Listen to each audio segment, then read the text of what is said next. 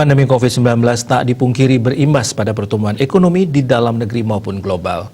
Tak heran ekonomi di berbagai negara dikabarkan melambat, bahkan ada yang sudah masuk resesi akibat kegiatan ekonomi turun secara signifikan.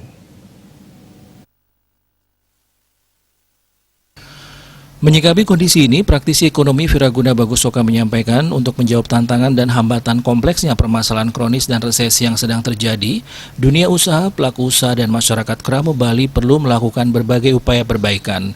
Perbaikan yang bisa dilakukan yaitu bagi dunia usaha, pelaku usaha, dan berbagai strata masyarakat Desada dan Kramo Bali hingga keluarga terkecil, wajib dan harus mampu untuk segera melakukan perubahan mendasar terkait mindset atau cara pandang dan pola pikir kebiasaan normal baru.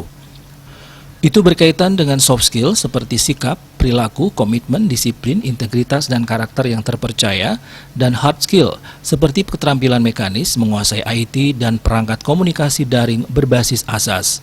Termasuk nilai-nilai kepatutan untuk benar-benar bisa dijalankan secara nyata dan konsekuen sesuai tuntutan dan perkembangan zaman yang telah sering dicanangkan pemerintah bernama Nangun Satkerti Loka Bali.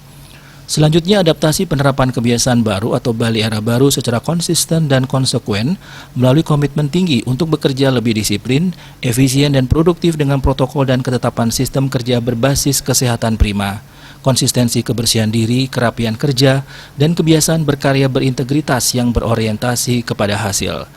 Termasuk karakter mumpuni, kapasitas pengalaman teruji, dan kemampuan berdaya saing tinggi, serta etos kerja prima mulai dari keluarga, lingkungan masyarakat terkecil sampai masyarakat luas, sehingga bisa kembali ke hitah seni dan budaya Bali yang adiluhung dalam rangka tetap kokoh dalam menghadapi dan mengantisipasi tantangan kehidupan ke depan yang penuh ketidakpastian.